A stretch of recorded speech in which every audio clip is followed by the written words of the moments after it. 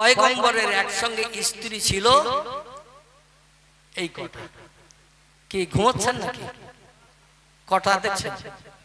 9টা। পয়গম্বরের একসঙ্গে স্ত্রী ছিল 9টা। কারবা নাম আয়েশা, কারবা নাম উম্মে হাবিবা, কারবা নাম উম্মে সালমা, কারবা নাম জাইনাব বিনতে জাহাশ, কারবা নাম জাইনাব বিনতে খুজাইমা, কারবা নাম সৌদা, কারবা নাম সুফিয়া, কারবা নাম মাইমুনা, কারবা নাম জাওয়ারিয়া, কারবা নাম মারিয়া কিপ্তিয়া। এরা 9 জন স্ত্রী একসঙ্গে পয়গম্বরের বিবি ছিলেন। জোরে বলুন সুবহানাল্লাহ। কিন্তু পয়গম্বর 2টো স্ত্রী এক ঘরে রাখেননি। মেয়েরা সব জিনিসের ভাগ অপরকে দিতে চায়, সব জিনিসের ভাগ মেয়েরা অপরকে দিতে চায়। একটি জিনিসের ভাগ মেয়েরা কাউকে দিতে চায় না। সেটি কিসের ভাগ? আলহামদুলিল্লাহ, ভবানীপুরের মানুষের কাছে ওয়াজ করে আমার কলিজা ঠান্ডা হচ্ছে। অনেক জায়গায় কথা বলে না, আর যদিও বা কথা বলে তো উত্তর দেয় মানুষের নেতাজি বললে পেঁয়াজের উত্তর দেয়। আপনাদের উত্তরটা আমি সঠিক পেয়ে খুব আনন্দ পাচ্ছি, খুশি হচ্ছে। 2টো কথা বলতে আমার ইচ্ছা হচ্ছে। মেয়েরা সব জিনিসের ভাগ অপরকে দিতে চায়, একটি জিনিসের ভাগ কাউকে দিতে চায় না, সেটি হলো স্বামীর ভাগ। কথাটা সত্য বললাম না মিথ্যা বললাম? স্বামীর ভাগ এরা কাউকে দিতে চায় না। এই জন্য নবী পাক সাল্লাল্লাহু আলাইহি সাল্লাম একসঙ্গে 9টা স্ত্রী নিয়ে সংসার করেছেন মদিনায়, কিন্তু এক ঘরে 2টো স্ত্রী রাখেনি। আর আমাদের দেশে অনেক বাড়িতে এক ঘরে 3টে স্ত্রীও থাকে। ঠিক বললাম না ভুল বললাম? এক ঘরে 3টি স্ত্রী থাকে। আব্দুল করিম চার দোকানে বসে দোকানদারের সঙ্গে পাশে বন্ধুদের সঙ্গে গল্প গুজব করছে। গল্প করতে করতে টেলিভিশন দেখতে দেখতে রাত 11:30 বেজে গেছে। দোকানদার আব্দুল মোমেন চাচা বলে আর তো খরিদ্দার নাই, রাত 11:30 বেজে গেছে, চল মিন্টু বাড়ি যাই।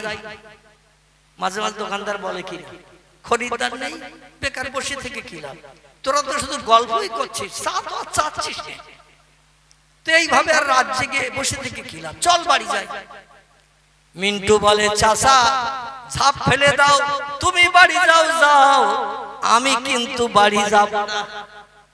চাচা বলে এক বলতে তোর 3টে বউ, আমাদের একটা বউ, তাই মনটা আনচান আনচান করে, কখন বাড়ি যাব খোকার মার একটু মুস্কি হাসি দেখবো।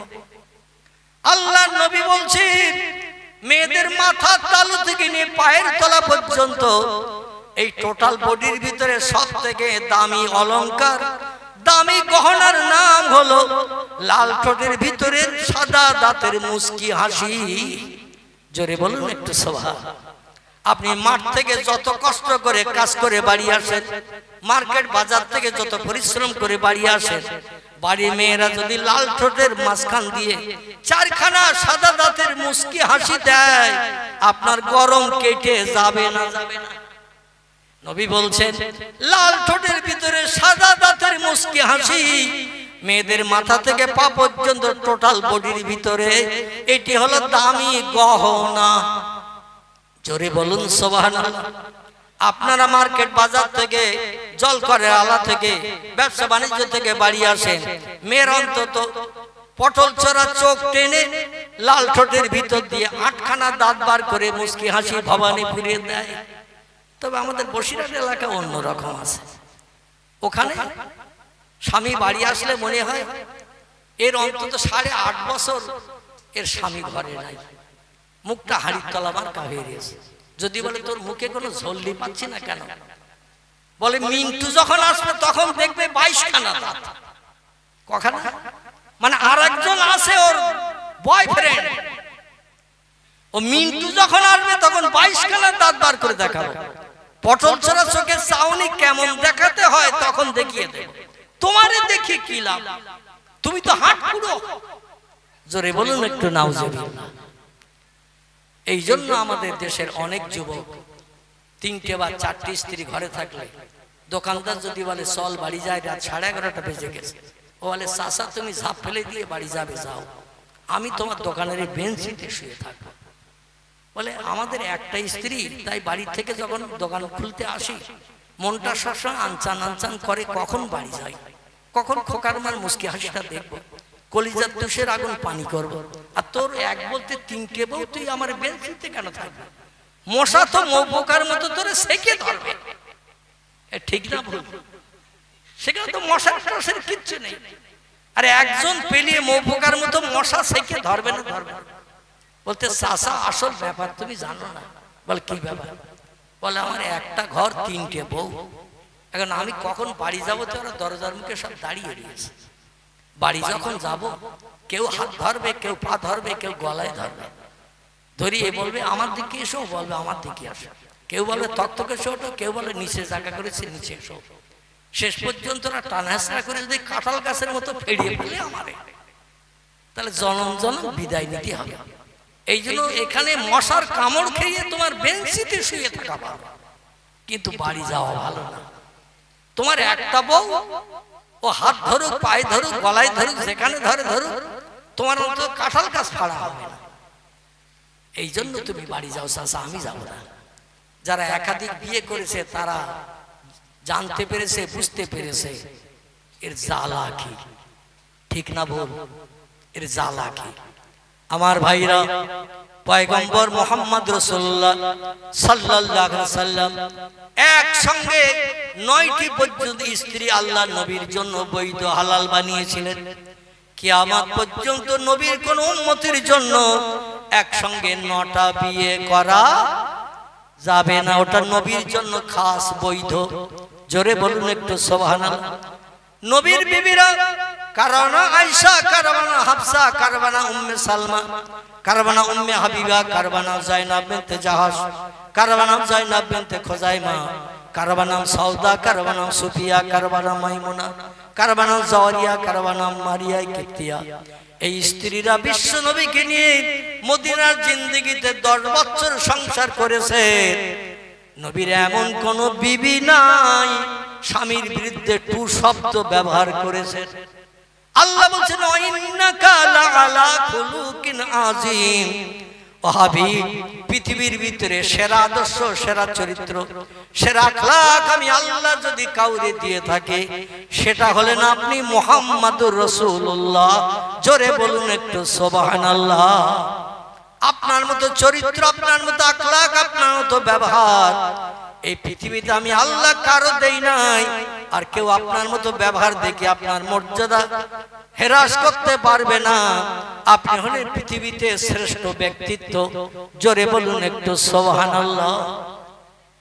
আমার ভাইরা, এই পয়গম্বর মুহাম্মদ রাসূলুল্লাহ বলেন, ফাতেমা একটু আগে জিবরিল আমিন এসেছে আমার কাছে, একটু আগে জিবরিল আমিন এসেছে আমার কাছে, এসে একটা তথ্য দিয়েছে ফাতেমা, তথ্যটা তুমি কি শুনবে?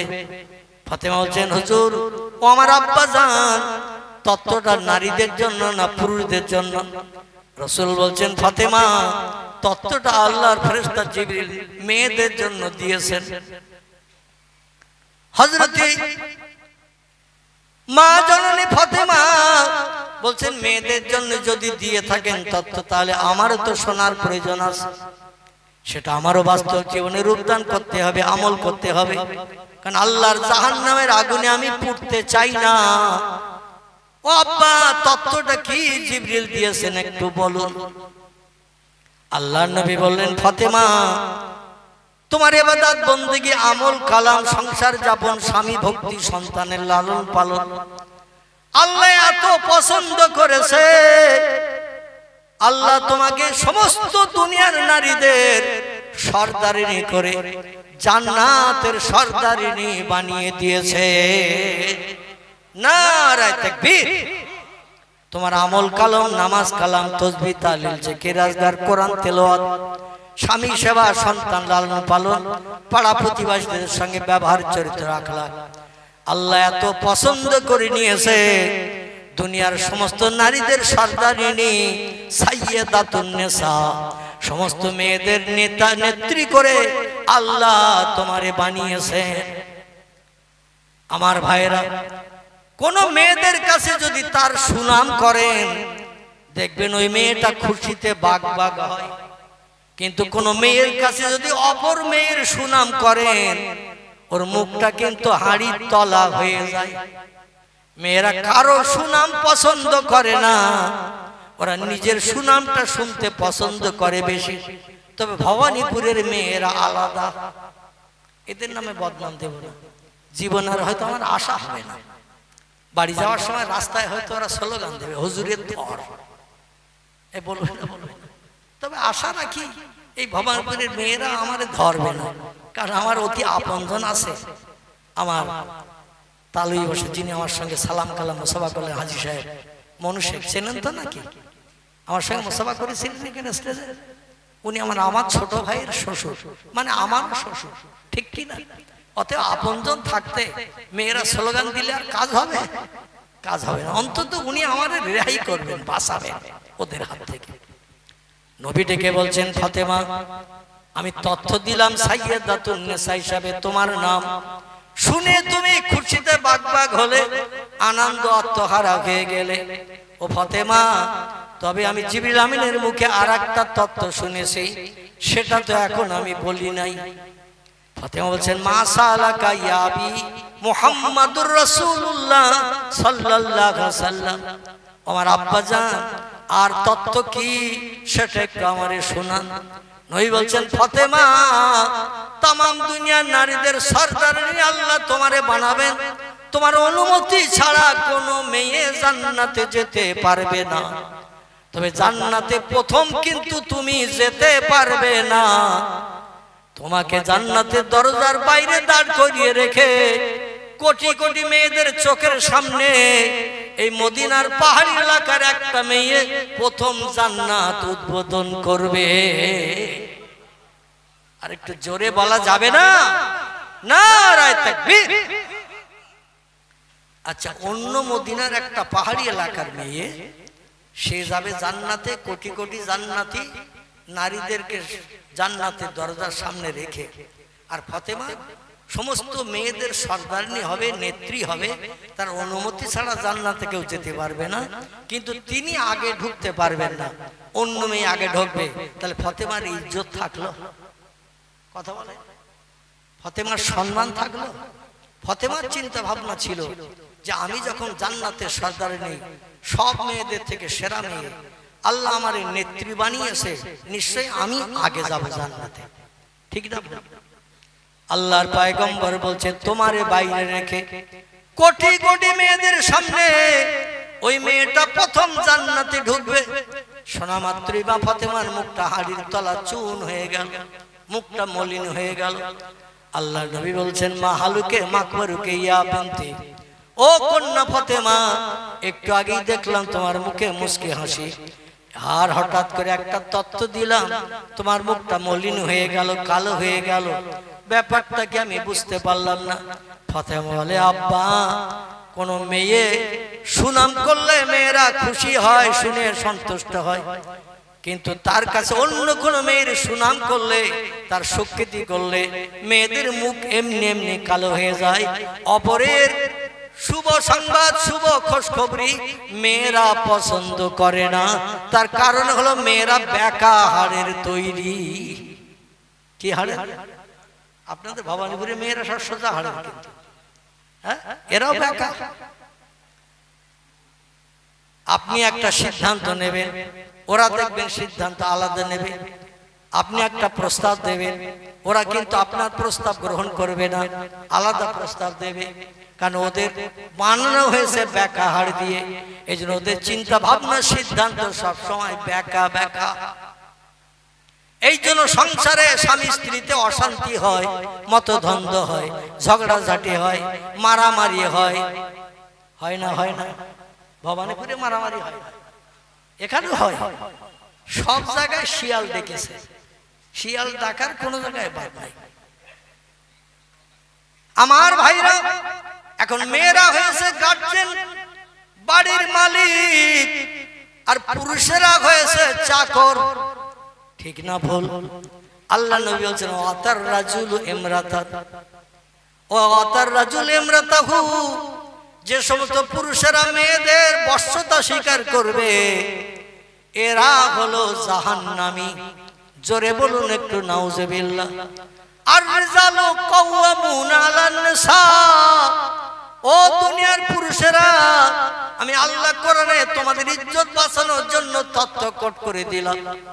পুরুষেরা হবে হাকিম আর মেয়েরা হবে হাকিমের আরদাল চাকর। মেয়েরা হবে স্বামীদের চাকর আর পুরুষেরা হবে হাকিম। হাকিম যেটা বলবে চাকর সেটা শুনবে, চাকর যেটা বলবে হাকিম যদি সেটা শোনে, তাহলে আমার জাহান্নাম তাদের জন্য হালাল হয়ে যাবে। জোরে বলুন একটু নাউজুবিল্লাহ। নবী ডেকে বলছেন, ফাতেমা মুখ কেন কালো হলো? বলে, আগে সম্মান পেলাম যথেষ্ট, একটা তত্ত্ব দিলে আমার সম্মান ধুলায় মিশে গেছে। ও আব্বা, আমি পর্দা পুশিদার ভিতরে থাকি, আমার চেহারা কোনো পরপুরুষকে দেখাই না। আল্লাহ কোরআনে হিজাব ফরজ করে দিয়েছেন, মেয়েদের জন্য মাথার তালু থেকে নিয়ে পায়ের তালু পর্যন্ত আল্লাহ ঢেকে রাখার জন্য পর্দা ফরজ করে দিয়েছেন। বেটাদের ছেলেদেরও পর্দা ফরজ আছে। বেটা ছেলেদের পর্দা হলো নাভির উপর থেকে নিয়ে হাঁটুর নিচে পর্যন্ত, এটা সব সময় ঢেকে রাখতে হবে। এটা হলো ছেলেদের পর্দা। আর মেয়েদের পর্দা হলো মাথার তালু থেকে নিয়ে পায়ের গোড়ালি পর্যন্ত, গোড়ালির নিচ পর্যন্ত। এই দেহের অঙ্গ প্রত্যঙ্গ যদি কোনো পুরুষ মানুষ, অবৈধ পুরুষ স্বামী ছাড়া, নিজের বাপ ছাড়া, নিজের ছেলে ছাড়া যদি অবৈধ কোনো পুরুষ দেখে, ওই জায়গাগুলো জাহান্নামের আগুন সাবান দিয়ে ধুইয়ে ধুইয়ে ময়লা পরিষ্কার করা হবে। জোরে বলুন একটু নাউজুবিল্লাহ। আল্লাহ নবীকে ফাতেমা ডেকে বলছেন, আব্বা পর্দা পুশিদায় থাকি, জীবনে চেহারা কাউরে দেখাই না। কারণ আল্লাহর নবী হাদিস শরীফে জানিয়েছেন, মেয়েরা 4টি আমল যদি পাকাপাকি করে, এদের জন্য জান্নাতের যে কোনো দরজা খোলা। জোরে বলুন একটু সুবহানাল্লাহ, নারায়ে তাকবীর। কটা আমল? মেয়েরা আমল যদি করে 4টা, আর আল্লাহ কোরআনে সূরা বাকারায় বলেন পুরুষের আমল করতে হবে 3টা।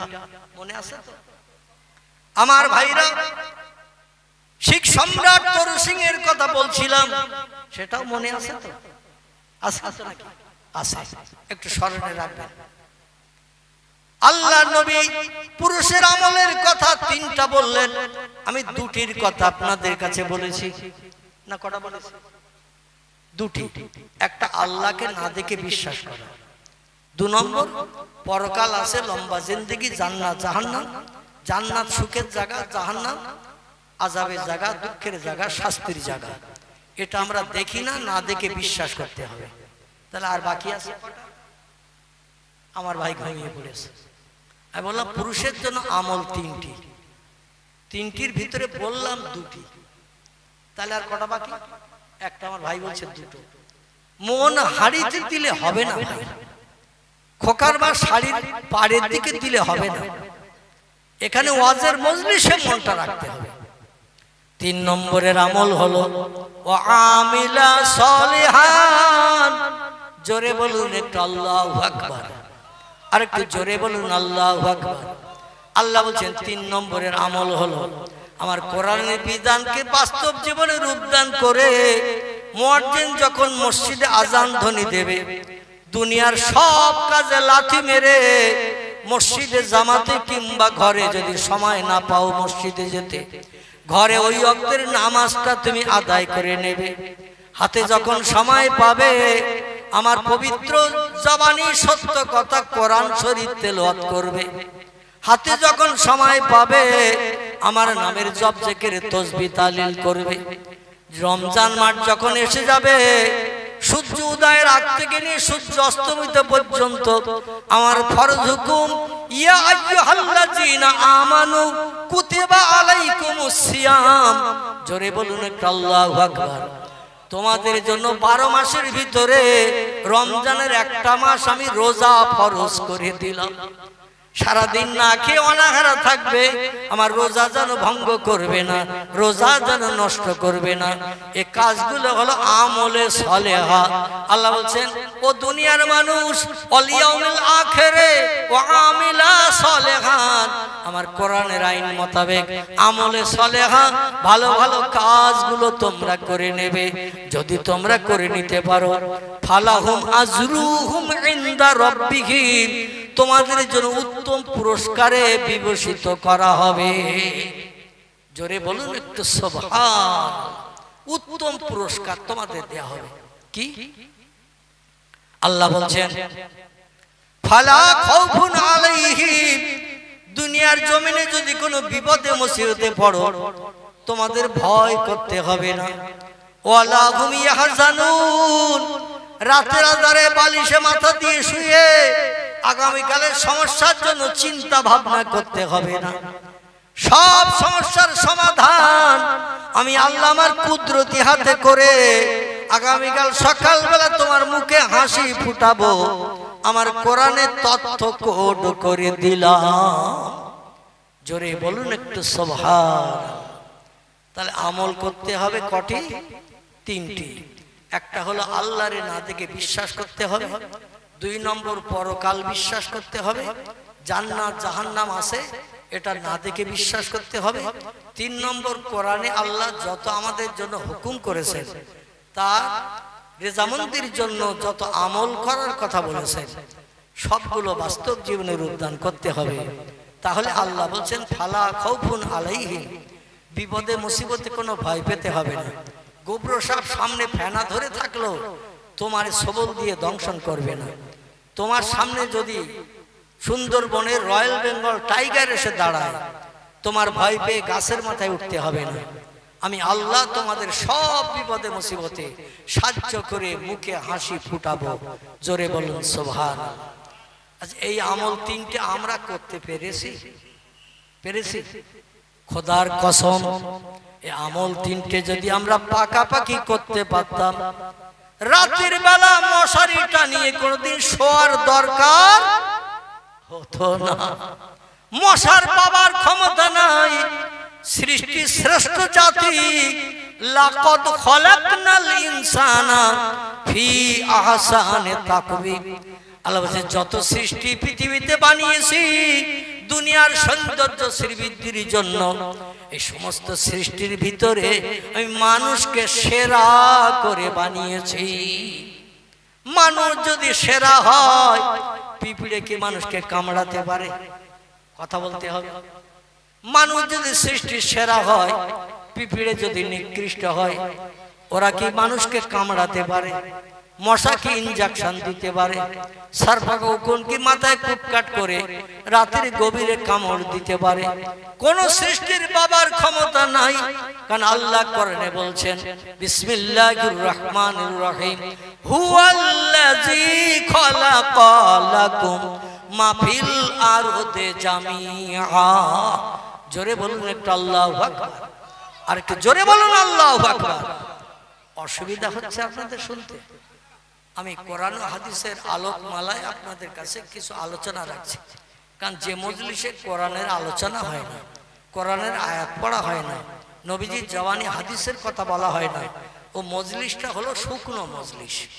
কি মজলিস বললাম? শুকনো মজলিস। ও মজলিসের রাত জেগে বসে থাকলে লাভ কিছু পাওয়া যাবে না। কারণ কোরআন হাদিসের আলোচনা না হলে সে মজলিসে আল্লাহর রহমত আসে না, রহমত আসে না। এই জন্য এই রাতের গভীর হয়ে যাচ্ছে। কটা বেজেছে ভাই? কটা? 11টা বেজে গেছে, বেশি হয়ে গেছে। তাহলে তো প্রায় 2 ঘন্টার কাছাকাছি হতে গেল। এখন তো আমার ডালপালা অনেক বেরিয়ে গেছে, ঠিক কি না? ডালপালা অনেক বেরিয়ে গেছে। এই সব ডালপালাগুলো এক জায়গায় করে বক্তব্য রাখতে গেলে এখনো ঘন্টা 2-2.5 সময় লেগে যাবে। তবে আমি সেদিকে নিয়ে যে অত লম্বা বক্তব্য রাখবো না, কারণ আমি মাজুর অসুস্থ ব্যক্তি। আর আমি বক্তৃতা শুরু করলে আমি আর ঘড়ির দিকে তাকাই না। 3 ঘন্টা, 3.5 ঘন্টা, 4 ঘন্টা এই বক্সরা পলিয়ান পাড়ায় 6.5 ঘন্টা এক স্টেজে বক্তৃতা করেছি। বক্সরা নাম শুনেছেন? এই বক্সরা পলিয়ান পাড়া 4 জন বক্তার দাউদ, 3 জন আসেন। আমি অধম একা গেছি। 12 হাঁড়ি বিরিয়ানি রান্না করেছে। এখানে আজ কিছু হয়েছে নাকি? হ্যাঁ হয়েছে। সেখানে 12 হাঁড়ি বিরিয়ানি রান্না করেছে পলিয়ন পাড়া বকচারা। বলছে হুজুর 3 জন তো আসেনি, আপনি একা এসেছেন। এখন আমাদের রান্না শেষ হতে রাত 1টা বেজে যাবে। 12 হাঁড়ি বিরিয়ানি রান্না করতে হবে, তারপরে তো আবার পরিবেশন হবে। তা আমি বললাম তো আমি একা কি করব? বলে এশার নামাজ 8টায় হবে, 8টার পরে আপনি বলবেন, 1টার আগে যেন ছাড়বেন। বুঝতে পেরেছেন তো? তো দেখতে দেখতে কম বেশি 6.5 ঘন্টার মতো বক্তৃতা আমার রাখতে হলো। আমি একটু লম্বা লম্বা বক্তব্য রাখতাম, যার কারণে আল্লাহ পাক কঠিন রোগে আক্রান্ত করেছিলেন আমাকে। আমার ছেলেদের বক্তব্য 1 থেকে 1.5 ঘন্টার বেশি যেন তুমি ওয়াজ করো না, কারণ তুমি অসুস্থ। কিন্তু আমি গতকালকেও 2 ঘন্টা 10 মিনিট ওয়াজ করেছি। সেই মাদারপাড়া ঢলা ফকির সাহেবের গ্রাম মাদারপাড়া, সেখানে। তার আগের দিন আমি জলসা করলাম নৈনান, দক্ষিণ 24 নৈনান মাদ্রাসা। তো জলসা করতে করতে 2 ঘন্টা 40 মিনিট হয়ে গেছে। 2 ঘন্টা 40 মিনিট আমি শেষ বক্তা। মুর্শিদাবাদের একজন বক্তা ছিল। তো যাই হোক, শেষ বক্তা হিসেবে রাত 1টায় তুলেছে আমার। 3:30 পর্যন্ত জলসা করেছি। হুজুর আরো 8 ঘন্টা বলেন। আমি আর পাচ্ছি না ভাই, মানে 4টে পর্যন্ত বলতে হবে, ফজরের আজান দেবে, বাড়ি চলে যাবে। ওদের চিন্তা আমি আর পাচ্ছি না ভাই। তো যাই হোক, আজকের বক্তব্য রাখতে রাখতে প্রায় 1.5 ঘন্টার উপরে হয়ে গেছে। কারণ 9:30টার দিকে সম্ভবত আমি শুরু করেছিলাম, 9:40-45 বোধ হয়। তো দেখতে দেখতে 11:30টার উপরে হয়ে গেছে। খুব সংক্ষেপ করে তত্ত্বকটা ডালপালাগুলো এক জায়গায় করে নিয়ে আসি। হযরতে ফাতেমা বলছেন, আব্বা আমার উপরে আমলকারী নিশ্চয়ই ওই মেয়েটি হবে। মেয়েটার নাম কি? রাসূল বলছেন মেয়েটার নাম হলো মাজিদা। কি নাম? আরেকবার বলে, মাজিদা। তার স্বামীর নাম হলো আব্দুল্লাহ।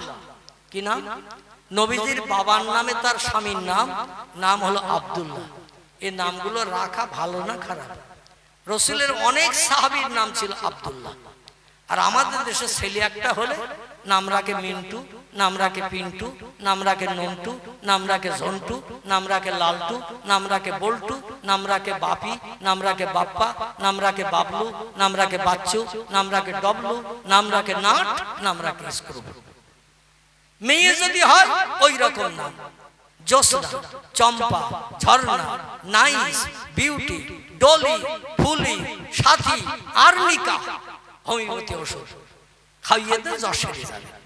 আর্নিকা মেয়ের নাম। আজ ইংরেজি মডেল তৈরি হওয়ার কারণে আরবির নাম নিশানা গন্ধ আমাদের ভিতরে আর আছে। আর সব মডার্ন নাম। নাইস মানে অপরূপা সুন্দরী, চেহারাটা কয়লার মতো কালো, চোখ একটা কানা, হাত একটা নুলো, পা একটা খোড়া। মেয়ের নাম রেখেছে নাইস। যে নাইস নামের বাংলা মানে কি তাও জানার দরকার নেই। ও সলিমউদ্দিন চাচার মেয়ের নাম নাইস, ওরও মেয়ের নাম রেখেছে নাইস। মেয়ের নাম রেখেছে বিউটি। কি নাম? বিউটি ইংরেজি নাম, সুন্দরী। কিন্তু তার 2টো সুগন্ধ। কটা? 2টো সুগন্ধ, 2টো পা নুলো, জবান বোবা, নাম রেখেছে বিউটি। জোরে বলুন একটু নাউজুবিল্লাহ। ভবানীপুরে অবশ্য নাম নেই, আছে না? নেই। আল্লাহ নবী বলছেন, ও মা ফাতেমা, মেয়েটির নাম হলো মাজিদা, তার স্বামীর নাম হলো আব্দুল্লাহ। এ ছেলেটা জঙ্গলে কাঠ কাটে, বোঝা করে নিয়ে মদিনার বাজারে আসে। মদিনার বাজারে শুকনো কাঠগুলো কেটে এনে বিক্রি করে। কাঠ বেচা পয়সা আল্লাহ যা দেন দৈনন্দিন, ওই কাঠ বেচা পয়সা দিয়ে নিয়ে জব কিনে নিয়ে, গম কিনে নিয়ে, সংসারে প্রয়োজনীয় তেল নুন ঝাল পেঁয়াজ কিনে নিয়ে বাড়ি এসে বিবির হাতে তুলে দেয়।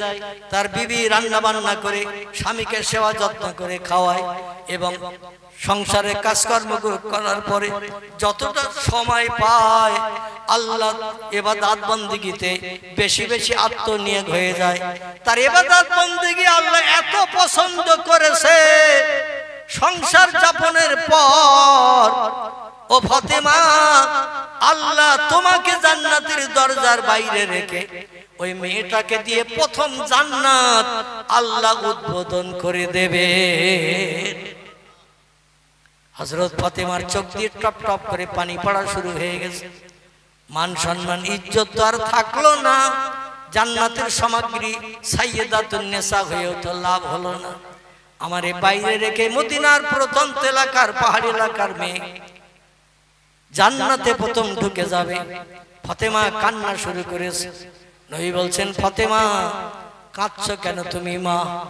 ফাতেমা বলে, আব্বা এমন কি ইবাদত করেছে আমার থেকে বেশি, যদি একটাবার মেয়েটার চেহারা দেখতে পেতাম, সবাইকে বাইরে রেখে প্রথম জান্নাতে ঢুকে জান্নাত উদ্বোধন করবে। দুনিয়ায় তার চেহারাটা একটু দেখে নিতে পারলে হাসরের মাঠে আমার চিনতে সুবিধা হবে। এই জন্য আমি কাঁদছি। ওই মেয়েটারে এই বাস্তব দুনিয়ায় বেঁচে থাকা অবস্থায় একটাবার কি দেখার সুযোগ হবে?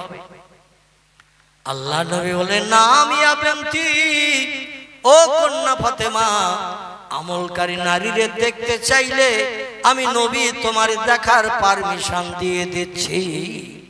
কারণ ভালো আদর্শ ভালো চরিত্র দেখলে মানুষের মতো চরিত্র আদর্শ তৈরি করার সুযোগ পায়, সুবিধা পায়, ঠিক না?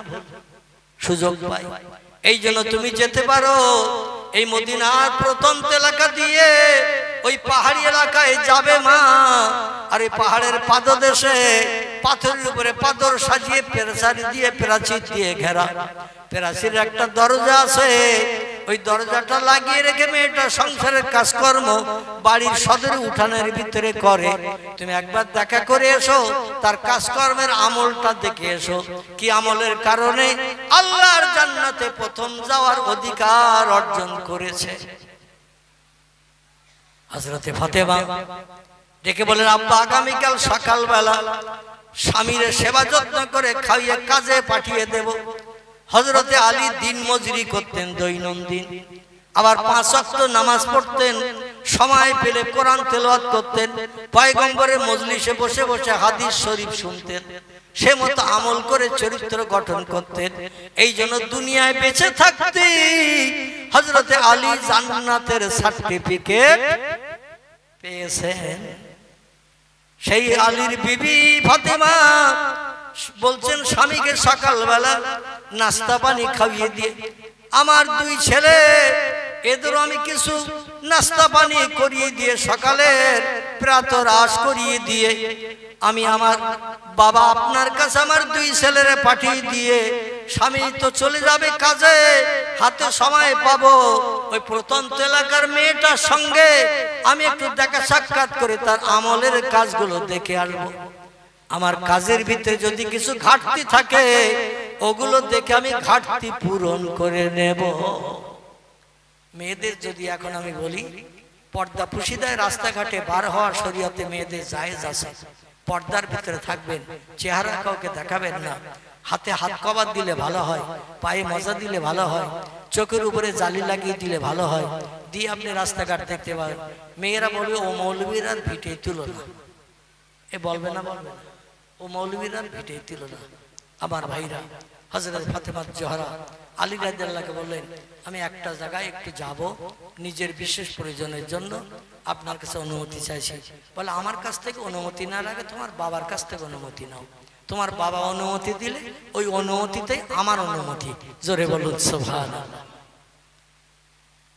ফাতেমা ডেকে বললেন, স্বামী, ইয়া জাওজি, এ প্রাণের স্বামী, গতকাল আমার বাবার কাছ থেকে আমি অনুমতি নিয়ে নিয়েছি। হযরত আলী বলছেন, আমার আর অনুমতির প্রয়োজন নাই, আপনার বাবার অনুমতিতে আমার অনুমতি। আমি তো কাজে যাব ইহুদিদের ঘরে, খেজুর পাড়া কাজ করব, কুয়ার থেকে বালতি দড়ি ফেলে দিয়ে পানি উঠাবো, মশক ভরে ভরে মালিকের বাড়ি ইহুদির বাড়ি বড় বড় মেটেগুলো ডোলগুলো ভর্তি করব, বাড়ি ফিরবো সেই জোহরের নামাজের আগ মুহূর্তে মসজিদে নববীতে বা জামাত জোহরের নামাজ পড়বো। এই সময়ের ভিতরে যেখানে পারো তুমি ঘুরতে যেতে পারো, আপত্তি নাই, কারণ তুমি তো পর্দা পুশিদা ছাড়া বাইরে বার হও না। জোরে বলুন একটু সুবহানাল্লাহ। হযরত আলী অনুমতি দিয়েছেন।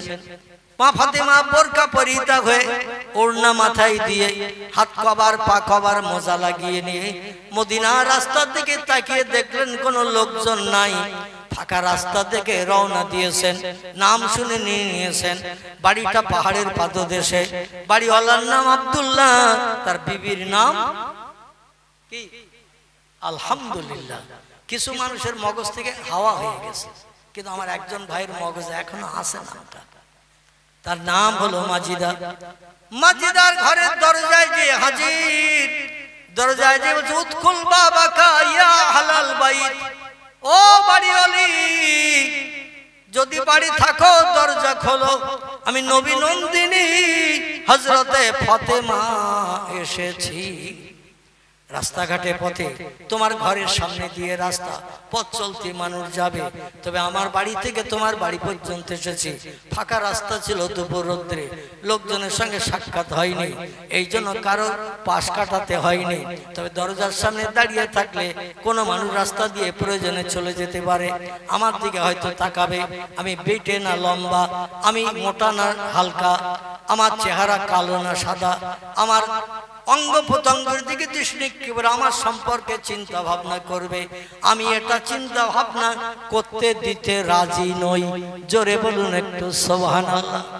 দরজা খোলো গো, দরজা খোলো, আমি নবী নন্দিনী আলীর বিবি হাসান হোসেনের মা এসে গেছি। বাড়িওয়ালি দরজার কাছে এসে বলছেন, মা নামতে মাইস মুখে, কি আপনার পরিচয়, আপনার নামটা কি বলেন? বলছে ইসমি ফাতিমা, আমার পিতার নাম হলো মুহাম্মদ রাসূলুল্লাহ, আমার নাম ফাতেমা। আপনার দরজায় এসেছি, দরজা খোলেন।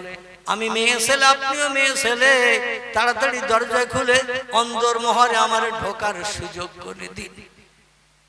মেয়ে ছেলেটি বলছে, বেয়াদবি ক্ষমা করবেন, স্বামীরা হলো নারীদের হাকিম, হাকিমের হুকুম ছাড়া, হাকিমের অনুমতি ছাড়া আল্লাহ কোনো কাজ করতে মেয়েদের নিষেধ করে দিয়েছে।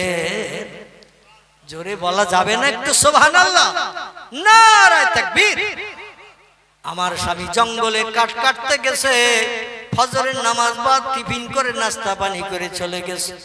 বাড়ি আসবে সন্ধ্যার দিকে, কাঠ বিক্রি করে পয়সা দিয়ে কিছু সংসারে প্রয়োজনীয় চাল, আটা, তেল, পেঁয়াজ ইত্যাদি যা লাগবে কিনে আনবে।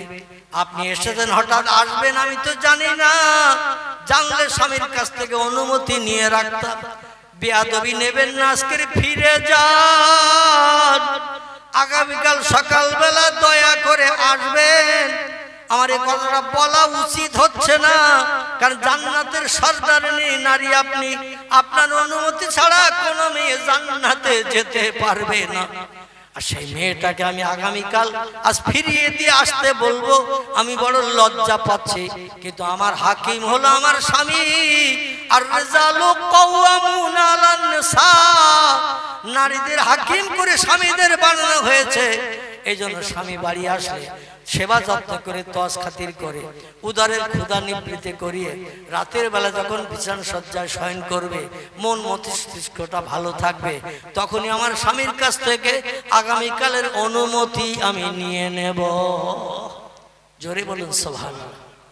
আর আমাদের মেয়েরা মাঠের থেকে রোদিয়ে পুড়িয়ে জল করে, জাল টেনে মাছ ধরে বাড়ি এসেছে, স্বামীর একটু পানি খাওয়ার সুযোগ দেবে, তোমার মা এই করিয়েছে, তোমার বাপ ওই করেছে, তোমার বাপের আর মারে নিয়ে থাকো, আমি আর থাকবো না।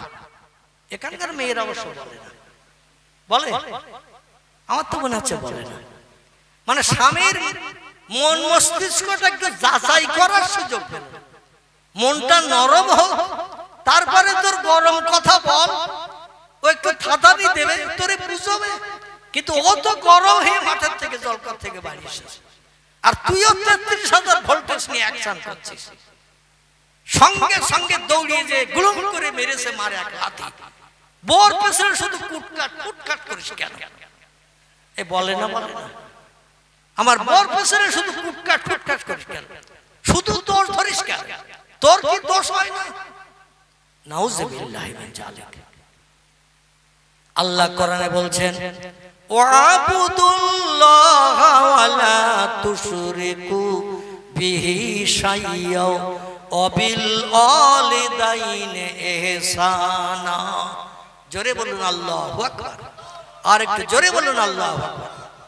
আল্লাহ বলছেন দুনিয়ার নারী পুরুষ, আমি এই আয়াতের মাধ্যম দিয়ে দুটি আমলের কথা তোমাদের বললাম। একটি হলো ইবাদত করবে আমি আল্লাহ, আমার জমিনে সেজদা করবে কেবল আমার উদ্দেশ্যে। ওয়াবুদুল্লাহ, আমার জন্য সেজদা করবে, ইবাদত করবে, উপাসনা করবে কেবল আমি আল্লাহ, আমার জন্য। কারণ আমি তোমাদের পৃথিবীতে পাঠিয়েছি কেবল আমার ইবাদতের জন্য। ওমা খলাকতুল জিন্না ওয়াল ইনসা ইল্লা লিয়াবুদুন। জোরে বলুন একটু আল্লাহু আকবার। আল্লাহ বলছেন দুনিয়ায় তোমাদের পাঠিয়েছি কেবল আমার ইবাদতের জন্য। আমার ইবাদত যখন হয়ে যাবে, সময় মতো ওয়াক্ত মতো নামাজ হয়ে যাবে, রমজান মাসে রোজা রাখবে, রেখে দেবে, সুযোগ পেলে কোরআন তেলাওয়াত করবে, রাস্তাঘাটে পথে চলবে, সুবহানাল্লাহ আলহামদুলিল্লাহ লা ইলাহা ইল্লাল্লাহ জিকির করবে রাস্তাঘাটে পথে। তুমি বান্দা যদি আমার হও, আমি আল্লাহ তোমার হয়ে যাব। জোরে বলুন একটু সুবহানাল্লাহ। আমার ইবাদতের পরে 2 নম্বরের দায়িত্ব তোমাদের কাঁধে চাপানো হলো, সেটি হলো অবিল ওয়ালিদাইনি ইহসানা। তোমার বাপ মায়ের সঙ্গে ব্যবহার সৎ করবে, নরম ব্যবহার করবে, তোমার বাপ মাকে ভালো চোখে দেখাবে। জোরে বলুন আমিন। একটু তাকবীর উচ্চ হবে। নারায়ে তাকবীর, নারায়ে তাকবীর। সিলসিলায়ে হক ফুরফুরা শরী, সিলসিলায়ে হক ফুরফুরা শরী। মুজাদ্দিদি জামানের আওলাদ, মুজাদ্দিদি জামানের আওলাদ জনাব পীরজাদা হুজুর কিবলা, জনাব পীরজাদা হুজুর কিবলা। নারায়ে তাকবীর। ওমা আলাইনা ইল্লাল বালাগ। আল্লাহ আবার চারি চক্ষের মিলন ঘটালে ইনশাআল্লাহ যে আলোচনাগুলো বাকি আছে